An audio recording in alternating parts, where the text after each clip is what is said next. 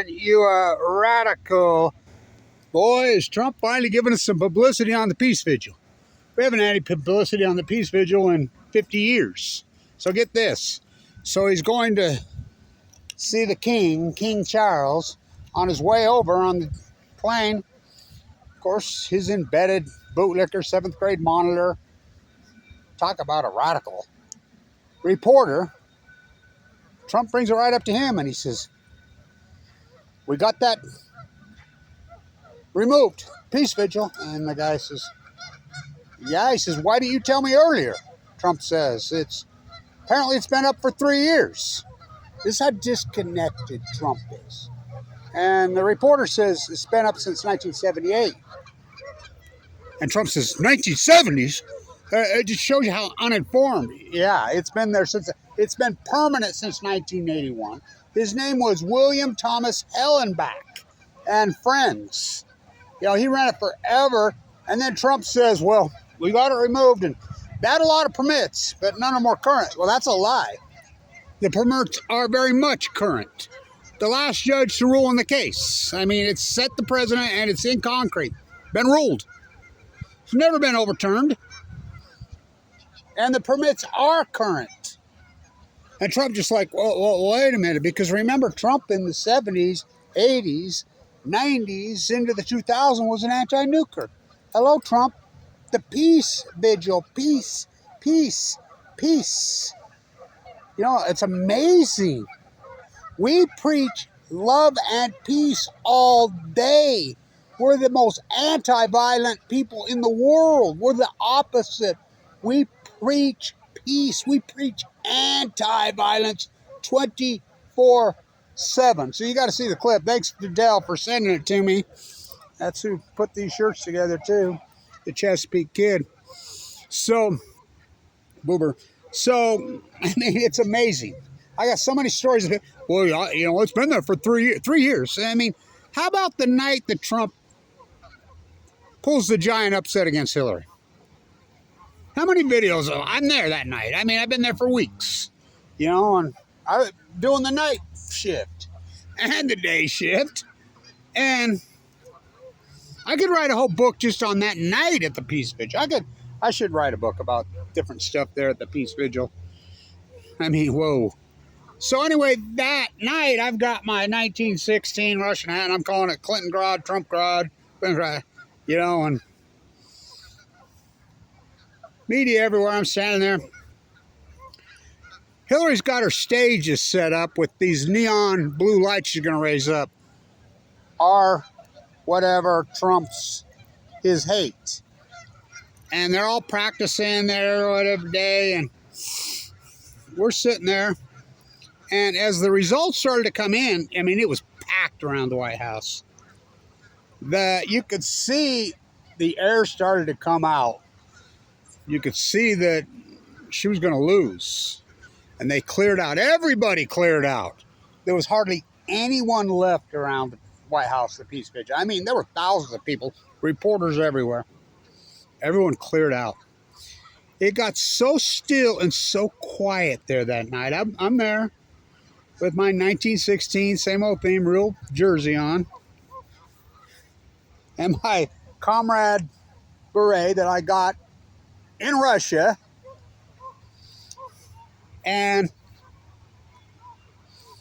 these two young guys come, about in their 30s. And they show up, and they've got this really great poster they've drawn, and it's Bernie Sanders bent over. And Trump's getting him from the front, Hillary's getting from the, I mean, it's vile. It's real. I have pictures of it. I can't put them up because ScrewTube will take them down. And they're holding up the sign, these two young guys. There can't be 10, 12 people left around the vigil. There's videos out there, my videos. And they start chanting, those two young guys, real quiet. You fucked Bernie. You fucked Bernie. And they're talking about Hillary. They're talking about Trump. You fucked Bernie. And then it picked up. And you could hear it, and it went for hours. It was so eerie. It got so quiet right as Trump was going to win that there's a lot of rats in D.C. People don't realize it's built on a lot. That's why it's called Foggy Bottom right there, how deep the subway is. But there are rats all over D.C. I mean, it's basically built on a wetland, on a marsh. You know, everything right there. You could hear the rats running at the White House. So it got so creepy and eerie. So I got to take the bus back to, I'm staying in Brooklyn. And I got to take the bus back. So I get on the tube. It's 3:30 in the morning because those buses that go from Union to New York, they run every 15 minutes. And why is it? Because the workforce lives in D.C. They're, you know, almost all African American. And that's who the maids are, the cooks are, that do all the dirty work in New York City. They take that bus every day. So I go there, and you can ride it for $10. You know, and this is after I got cancer and got annihilated. Mike Lee kicked me off Medicaid the year before, and really an ugly man. I'm plumb full of leukemia. I get on the tube there at Foggy Bottom, and I look up there, and I'm on the red line. Excuse me, I take it back. I'm on the blue line. So there's a young woman with her Clinton hat on, up on the front of the tube, and I'm clear at the back, and we're the only two on the subway. And she's sobbing her eyes out. Now I look up above her, and the blue line is in pink. You know, and you know my line, James Carville's pink, it stinks. James Carville's who did all this. That guy should, talk about a terrorist. What he did to the DNC. I mean, what they did to Bernie. Ask Debbie Wasserman Schultz. Let's go flip a coin 6 times. So I get to the bus, and I'm like, because I was in Wisconsin, what's his name, was running against Johnson. And he was up by like 10 points in the polls the day before. What's his name? Not Feinstein. But anyway, he's an anti-nuker. So I've been working on helping on his campaign, wanting him to win. So there's an African-American woman standing right there. And I'm using an iPad in those days. My iPad's completely dead by now, then. And I says, how far did Feingold or whatever win? He lost. What do you mean he lost? He was up by 10 points in the polls. He lost by 7 to Johnson. And I'm like, oh my God, no. So I get onto the bus. Now, the bus was unloading at Jarvik Center down there in the Meat District, close to the High Line there. And not far from Fifth Avenue. That's where Hillary was going to break the glass ceiling. It was out there. So we go on the bus, and everybody on the bus is sobbing. They're crying all night through. We go through Philadelphia. It stops in Philly, picks up people, and there are fires, and oh my God, it looks like a freaking war zone. So right as the sun comes up, we get to Jarvik Center, get up right, and the bell's ringing there at the cathedral for breakfast for the homeless. And they're circled around well over a block. I'm walking by there. I walk by I get over to to Trump Towers. And holy shit, I never seen anything like it. Never seen anything like it. Looked like a war zone. I never seen so much garbage. I mean, they'd hauled in dirt, giant piles of dirt, and dumped it in there. It was insane. One of them will say things, but my point was I was at the Peace Vigil, right there.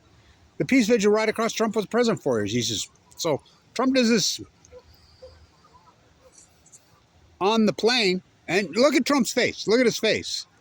When the 7th grade hall monitor tells him, because Trump's all proud, he wants to tell this 7th grade hall monitor, this guy, so he can say, good job, Trumpy. He says to him, well, because that's the 7th grade hall monitor that alerted Trump about it. And he says, wish you'd have told me earlier. From what I understand, that's been there for 3 years. And the reporter of the 7th grade hall monitor says, It's been there since 1978. And Trump's like, 1970? What? What? What? Now, remember, Trump's the only president that's ever mentioned Fukushima on Berkeley Road. Now, this is important. The peace vigil was started out as an anti-nuclear, not just anti-nuclear weapon, anti-nuclear energy. I knew William really well. I spent a lot of time there. Now, it's been permanent 24/7 since 1981. Now, why 1981? Because it went through the courts and went through the courts and went through the courts. You know, they're trying to throw them out. I mean, those guys got beat up. William got beat up multiple times by security. I mean, and by the way, there were other vigils lined up all around there. But William fought him, him and George and a few others. Remember they had the two big chairs there?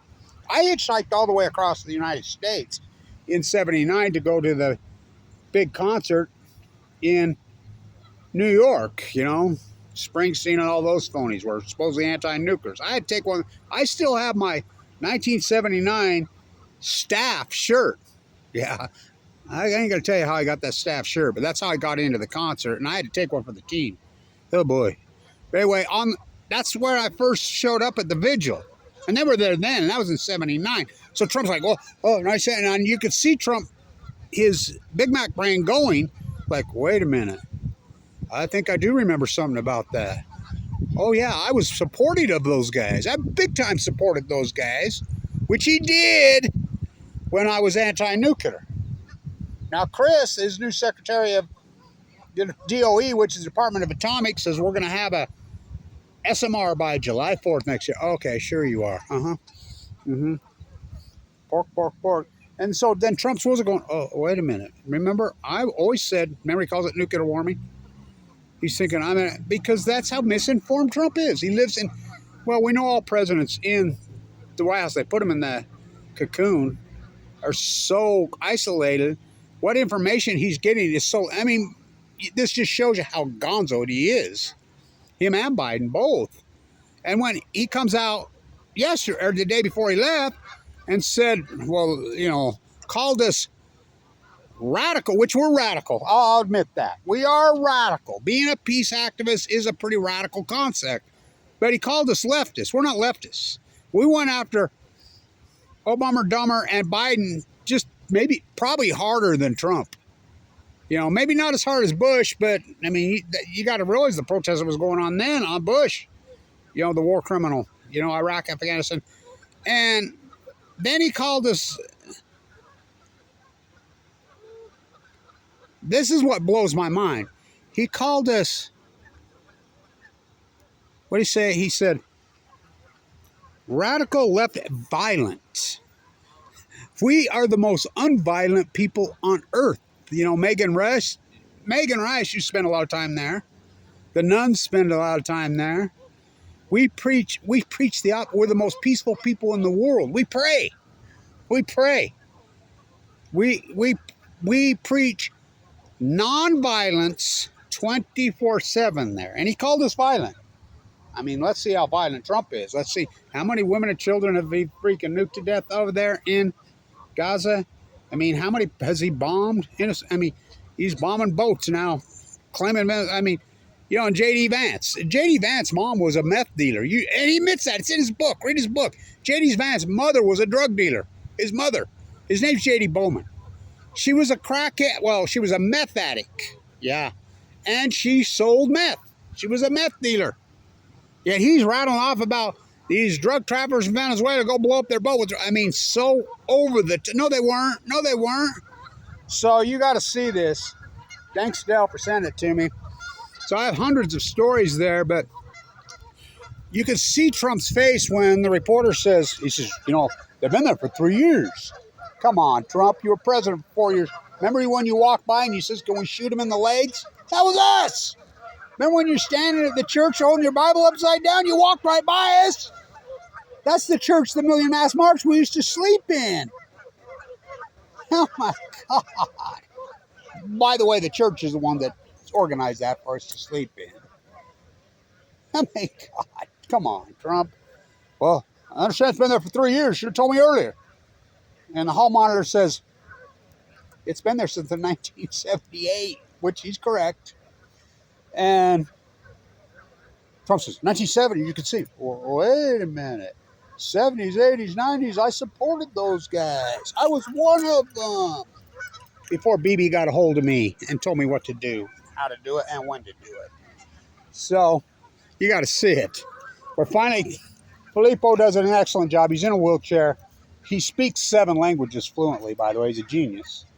And then Craig has done so much of that. I stay with Craig when I'm there. By the way, here's another great story at the Peace Vigil. Remember the 5th of September, or November, the Million Mass March. I'm the guy that invented that. Organized that. Remember lessons from Mikkel Lesson, who started RT? Remember that? He was killed right there at DuPont Circle on November the 5th. Whoa, right when we were all there doing our thing? Whoa. But look that up. Oh, he got drunk and felt nuts. That's the guy who started RT. Beat to death by Russian agents, more likely. Congress did an investigation. Did you see the New York Times or the Washington Post reporting that? Whoa. So I got so many stories about Peace Vigil. So many. We always were the eyes and the ears, and we always get so much good information there. I mean, we knew that BB was running the show and threatening people. We've talked about that right there for decades. So you got to see it. When the 7th grade hall monitor, Trump's saying, well, are you happy with me now? Look at me. I'm the big guy. Look at me. And then it says it was a hard thing to take that tent. I've moved it's blue. The canopy is basically just a tarp to keep us from freezing to death. I've moved that tarp, tore it all the way down, and re-put it up. Me, full of cancer, in less than 10 minutes. One guy. Trump says, it was really hard deal. Oh, please. He threw away our wood signs, and we just had them remade, redone, which illegally, they have a lot of permits, but not current. Yes, they are current. The court's rules. The court's rules says we have to be there 24/7. That's why we're there. That's why it's the longest standing vigil in North America. It's not the longest one on the planet, because I think the one at Hiroshima is 24/7. People man it. Now, I'm not positive, but it's definitely the longest 24/7 vigil in North America. Maybe on the planet besides Hiroshima and Nagasaki, and we stand for the same thing. We don't like. It started as anti-nuclear energy and nuclear bomb by William Thomas as Concepcion, who took it over. He took her in. Used to call him Thomas. Mothers for Peace. Excuse me. The nuns, Megan Rice and crew. I got so many stories about them. I did so much work on Megan Rice when Obama threw her in prison. 85-year-old peace activist, nun. Turned down the temperature 50 degrees built the holes detained for 2 or 3 weeks, put her in there for 2-3 years and tried to kill her. She comes over and I walked up. This is after she got out of prison on appeal. I'm the guy that started that petition that got her out. They would show up there. I knew her mother, Madeline. So did William. So I walk over there on a Friday. I says, hey, can I get a picture with you ladies? And they're like, yeah. And all of a sudden you see Megan looking at me. Oh my God, it's you, Kevin. She just started to cry. And remember, Obama put an 85-year-old nun, one of our crew, right? That was started by her mother, Madeline Rice, and Dr. Rice, her dad. But you got to see this when Trump's face. That thing's been there for 3 years. And the 7th grade hall monitor is correct. It's been there since 1978, he says. And Trump says, 1970? What? And you can see his face like, what have I done? Well, they have a lot of permits, but they're not current. Yes, they are current. They're current. And the courts have ruled. Come on, Trump. We stand for everything you said you stood for. You call it nuclear warming. We're anti-nuclears. We're peace. And then you call us violent? When we preach pacifism and peace all day, every day there. That's what we preach there. All day, every day. We're the opposite of violent. We're peace. We It's like Weber here. They do this now at Weber State when we always did this. Why? That's social engineering. Because it's the military-industrial complex, took over our school business, took over those subtleties matter. So, God, just found out. Come on, Trump, it was there. You walked right by it when you went over and said you were going to shoot everybody in the legs, and you had your upside down. Been there since the 1970s. The seventh grade, correct. So they took down the canopy, threw away the wood signs. The court has ruled over and over and over, and our permits are current. They are current. So, come on, Trump. Come on, man. You made a mistake. Of course, like Trump would ever admit that he was wrong. That would be the day, eh? Come on, Trump. You used to support us. Remember when you used to say you were an anti-nuker? You mentioned Fukushima on Bootlegger Road, and the only president that mentioned it, but you won't mention it while you're in office for the second time. I mean, come on, Trump. You made a mistake. Admit it. Stand tuned.